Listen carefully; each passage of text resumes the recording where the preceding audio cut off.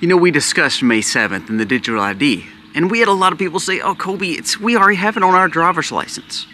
Well, today we're going to discuss what this expert just said, what digital ID actually is. We're going to dive in. And I'm saying this because both sides of the aisle are embracing this. This goes back to what we've talked about for the last few days. This is a war on your money and your identity to control. You don't believe me? Wait till you hear the story. Also, the war on your family and the farm. Our independence is at stake. Canada just seized the property of an Amish family. We're going to talk about why. Don't believe it won't happen here. It's already happened in Pennsylvania. We'll discuss that. Also, we're going to talk about your family. What's some more statistics that are very startling? Now, if you notice, I've been talking about the family a good bit lately because I believe that we're missing out on independence and understanding family's importance. Well, family's importance, homestead and farm's importance, Amish importance.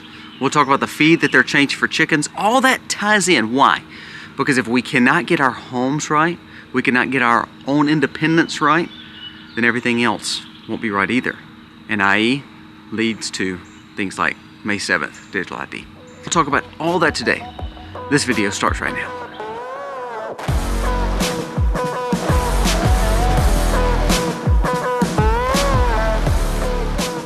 Hey guys, welcome to the channel. Thank you so very much for being here today. Remember, we did a live earlier. If you did not catch that live, please go check that live out.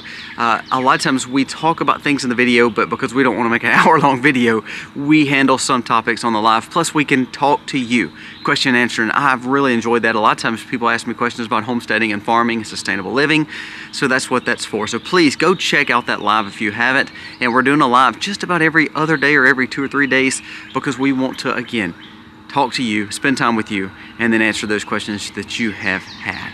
Now let's jump into today's topics because they are some big ones. I told you, I kind of have this whole mantra that I go by the 3 S's. I've told you that. Sustainable living, stewardship, and satisfaction. Well, we have sustainable living because we believe we're good stewards to be who we are. So meaning God created us, God meant for us to work, God meant for us to grow our own food, God meant for us to raise children. So we're being good stewards along with our money and all that. Through that, we build sustainability, we build an independence, and through that, we have satisfaction. We can raise our own food, our own crops. We can see our children grow up and hopefully have the morals and values that we teach them. See, that goes together. Now, today what we're talking about is the war against those 3 S's. First, let's talk about May 7th, the digital ID. This is from Alex Newman. I want you to listen to what he told Glenn Beck. And I do think that we think, oh, it's just no big deal. It's the frog in the kettle. I mean, it's all it is because we believe that it's on everybody's driver's license already. I mean, it's already like a passport. Why are we griping about this? They've been talking about this for years. I want you to listen to what he said. And this guy, again, he's a brilliant guy, a great debater. I want you to listen to what he states. And this is Alex Newman. According to the journalist Alex Newman, unelected globalists, including Gates, the UN, and the WEF, are building a giant digital gulag for humanity. And you're thinking, Colby, that's too far-fetched. I mean, quit being a fearmonger. No, keep on listening. Keep on listening. They are using biometric digital IDs, CBDCs, and the shot passport to know just about everything there is to know about you. To build a control system that is not just able to be surveilled and monitored, but they can see everything that you do on an unprecedented scale, but also to manipulate in what you do. This is a mechanism for controlling humanity that I think is really unprecedented in human history. But it starts small. So the crypto push, well, that's a form of digitized currency. Do you not understand that? We say CBDC, and that's just central bank. Central banks are already embracing stable coins. The Senate just wrote up a bill in favor of the regulatory body around stable coins. You know, your parallels, crypto and Bitcoin. Do you remember in Asia and in America, U.S. Marshals in America, if someone was doing what they thought was wrong with Bitcoin, meaning they were using it for unlawful things, guess what they did? They seized it. Now, you've always told me, and parallel societies always told me, that Bitcoin can't be touched. It's parallel. The government can't take it. They took it. So there's your digitized currency that's already made a push on every platform, on every app. you are embracing it because people are not using cash. Digital ID, well, it's just our license, it's just our passport. On May 7th, DHS under Kristi Noem did come out and say, without that real ID on your driver's license, or if you don't have that identification, you will not be able to fly. Now, there's been some people say, well, they'll be able to fly, they'll just have to go through extra tests. Well, what happens is this. People say, well, I don't want to go through that rigmarole, I gotta fly, I gotta hurry. Let's go and get the real ID. You see how now they've got the money control with digitized currency, and you're embracing it, don't lie, because remember, you're using credit cards, and you're using Bitcoin, you're using all these other cryptos more than you're using cash, okay? Now you're using this form of real ID and driver's license because you're like, well, the state embraced it, I mean, why not? I mean, might as well get it, and it's easier to fly, and if we don't have to fly, then it's easier to just get it on the license because it lasts for 8 years, blah, blah, blah, blah. There you go. Well, what's last? Biometrics. Well, we talked about that. Your phone gets your facial identification. It gets your thumbprint. That's also the same thing that has all your information on it. Because remember, they're making every phone now has a wallet. It has a biometric system. It has a health system. What do you think they measure that off of? Off your biometrics. Off you, off your pulse, off everything that you wear. Now, all those three things are not bad in itself. All those three things can be used for good, just like AI.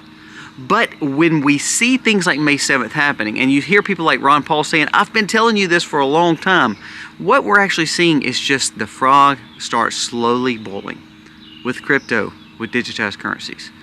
Again, I like David Sachs. He's the crypto czar for Trump. I like Trump's approach with making sure that it makes sound money. However, you see he's also making a parallel. I wish the parallel was back to gold and commodities, not crypto. Now again, is there a problem with crypto? No. In a perfect world, it's a great ease of way of doing it. Because can you imagine carrying a big satchel of gold in your pocket like they used to do in the old Wild West? No, it'd be kind of crazy. So the convenience element's great. The problem is we have people over us that may not have our best interests at heart. Think about all the people that took that. That was a passport. You don't believe me? That leads right into the Amish story. Listen to this Amish story because it's going to blow your mind. And don't say, well, that's Canada. It happened in Pennsylvania too, and we'll discuss that because of something they were doing. The war is truly not on the Amish for this situation. It's a way to seize the property and take control of what they were doing. Listen to this story, and this was breaking out of X Alerts. It says, Canada's government seizes Amish farm for COVID fines. Now, this is from the People's Voice. The fines were set up for what? What is fines set up for? Let's talk about property tax for a second. They say you own your land, correct? You own your land, but you have to pay property tax. Well, what happens if you don't pay your property tax over 3 years? The courts could just take your land. Is that right? No, but that's a way that they can seize your land if you're not listening and obeying what they say. All right, let's talk about farmers when they live in these big farms and they have thousands upon thousands of acres, and when they're growing farm they have to have that. When they're making a livelihood they have to have those amounts of acreage. Most of the time it's passed down for generations. When you hear people are doing estate taxes or they're doing like a death tax, what they call it, a lot of people are not affected by that because a lot of you don't have multi-billions. I don't either. A lot of us don't have multi-millions. I don't either. But when you have land and you're a farmer, you don't have a lot of assets as in tangible money, cash. You have a lot of land that has value. Well, when something happens or they die and the farmer goes, a lot of times the government doesn't quote unquote take your land. They just tax your land when you put it in someone else's name. The government doesn't take your business, but if you have to start giving that business away at a younger age, so therefore the government won't take your business because of taxes. So most of the time people have to sell stuff to pay the tax and penalty on it. You don't believe me, it happens all the time. You know, my father and I own a business. My son is coming up in that business. It's a ministry form. Now here's the thing. We started slowly but surely giving that to me as in a raise. Instead of getting a raise, I get part of the business. That's been happening for 10 years. It will happen with my son the same way. Why do we have to do that? Why do we have to do it like that? Because if you try to just give it, there's a tax. If all of a sudden he passes and all of a sudden it just comes up, there's a tax. See, sometimes the fines and penalties are actually just ways to seize your property and ways for you to always be dependent on the government. Now, let's get me off the soapbox. Let's go to the Amish, because that's what really this video is about. But when I say this kind of stuff, it's absolutely true. Amish farm seized by Canadian government for not paying the fines. It sparks major outrage. They won this battle. They did. They won the battle. But think about the court cost. Think about the problems they had. Think about how they were getting taken advantage of. Think about the sparks of outrage. If the outrage didn't happen, do you think they would have won this case?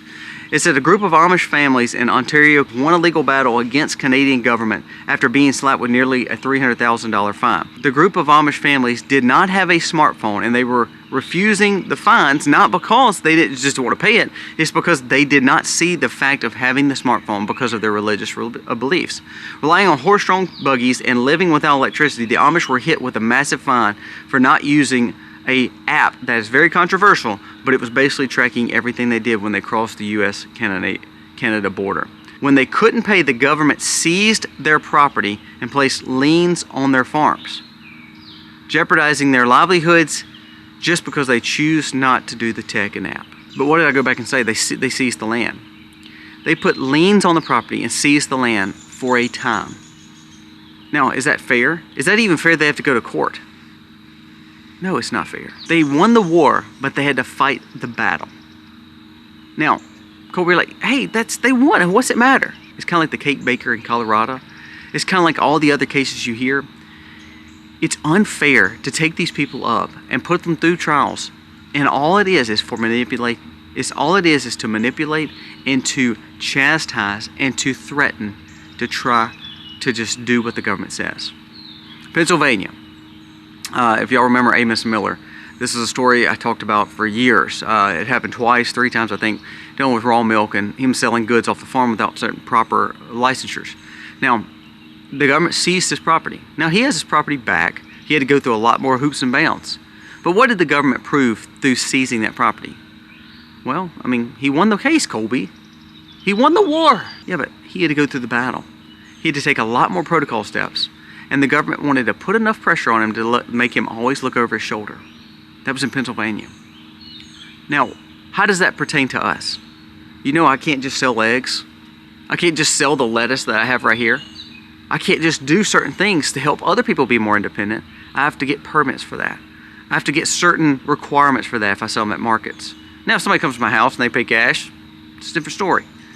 But for the majority, I can't sell my milk. I can't sell my meat, all because the regulatory body says it's just not good for you. We can't do that. You have to pay extra tax and fines.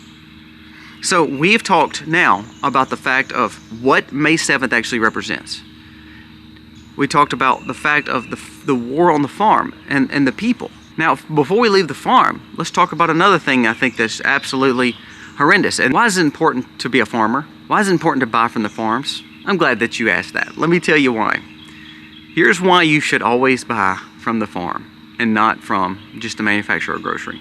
American feed manufacturers are now adding synthetic additives to their chicken feed to change the yolk color.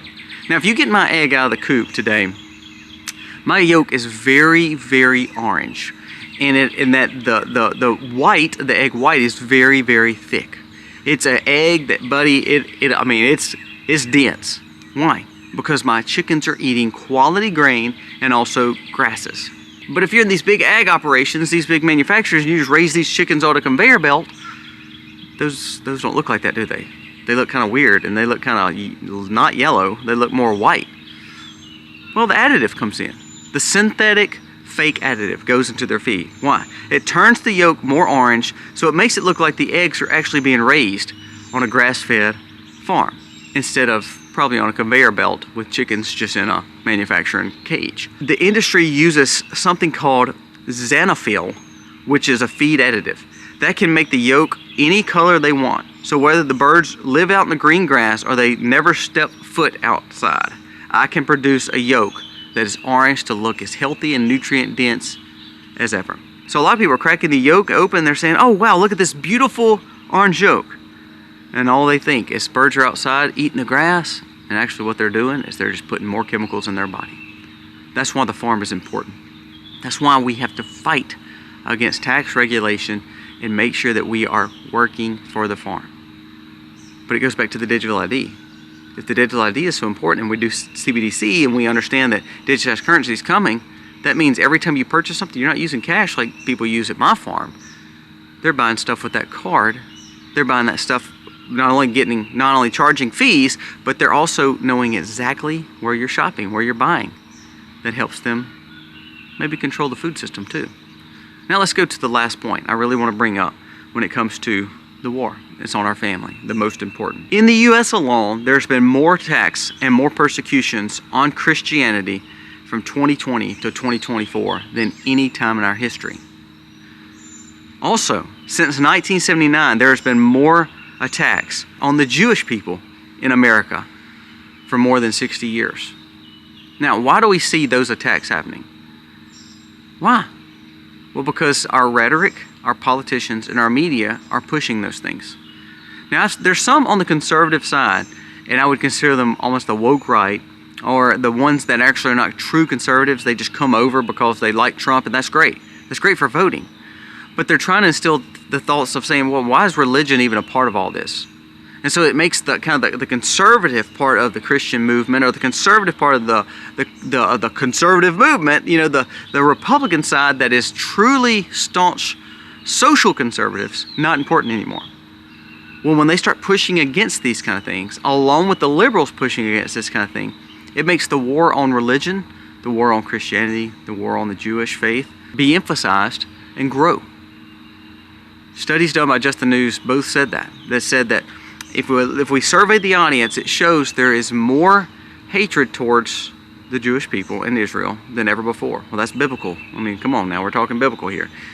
There's also a war and push against Christians more than ever before in 2020 to 2024. Now, Trump has started doing some things to try to stop that. He's starting putting policies in the DOD, also the HHS, also several other agencies. That's great. That's awesome. I hope that that actually happens. But what do we say? We know in the end we win the war, but we have to go through the battles. Do we not believe that the news and the media and TV changes the way that we think? I mean, it has, just like we talked about religion. Now let's talk about just children, families. Child-free by choice. This is from Mario Nafal. Your parents might have something to do with it. 18,000 adults were surveyed, and guess what? People who feel emotionally distanced from their parents were way more likely to say no thanks to having children. Broken home probably means for kids to not see a reason to even raise a home. 12% of respondents identified as children, with 2 out of 3 saying that they would want to keep their freedom and not have children. 66% of people say that's crazy, I don't want to have children. Of that 66%, 12% says children are a slavery to them. Children are like slavery to them. On the other hand, because of social media and AI presence, it's made people be more distant. So even in a loving home, people are seeing that childhood, having children may not be as important as they once thought, because they see social media. They see that living, they see that fakeness, they see that selfishness, they see that narcissism where people just go to the beach when they want to without children. They can spend their money on cars like they want to. And so they're realizing kids are not that important. There is actually what they consider an existential threat from most of the world because people are not having kids. Now think back. What did we hear about depopulation from the global agenda, from UN? And everybody thought they were crazy. You see how you can be impacted without even being impacted and even know. Because all of a sudden, no one's having kids anymore. We can blame money, we can blame social media, we can blame a broken home, but honestly, it was their plan all along. So let's wrap this video up. May 7th is way more than just a driver's license with a new little stamp on it or a star on it. It's way more. Crypto, the thought of digitized currency is way more. Convenience and ease to see on your phone and get your biometrics and your eyes and your heart rate and your health and your temp and then your finger is way more. They can use that against you. The thing in your arm is way more. Now the Amish won their battle. The Amish won the war, but they had to go through the battle. Not saying they won't have another battle, because remember, it's never about the Amish. The Amish, what are they doing? They don't don't cause any problems for Canada, but they cause a problem because they're independents. They're not on phones. They're considered the happiest people and less depressed people in America, with no power and no electricity, and most of them don't even have running toilets. They're the most happy though. You know why? Because they've not bought into the system that all this convenience is a good thing. The battle on the farm. You can either eat healthy food or you can keep buying eggs that look like they're healthy, but truthfully they're not. Why do people not like people? Why does the government not like people like us and farmers and Amish? Because we are a threat to their control. We have independence. And then lastly, look at this. We always said, oh, we're not going to believe that mumbo jumbo depopulation talk and all that. It's happening because they've got to your attention through social media. They've got to your attention about how bad faith and morals and values are. They've got to your attention to say, look, we're selfish. We don't need all those children. They cost money. And look what they're doing. All the stuff is already happening. You just don't really see it yet. It's happening because we're the frog and the kettle. Pay attention to these stories. The sad thing is, May 7th, the real ID, the digital ID, is actually being brought by a Republican. And Republicans are embracing it like crazy because of your safety. Remember, everything like 2020 is because your safety. Everything with the orb and with this for the two-factor authenticity is for your safety.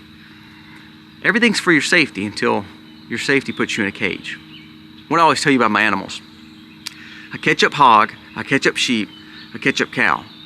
Now for their safety, I'm bringing them into a certain point. After a while though, the steer, the hog, the sheep, I'm truly leading them into a place where I could catch them because ultimately they provide our food. You may not like that analogy. You may think that's crass and weird, but we are being fed these animals. That is the truth. I'm sorry. That's the meat that you're buying at Walmart. It's just mine's a lot better and better quality than what you're buying at Walmart. But how are they led?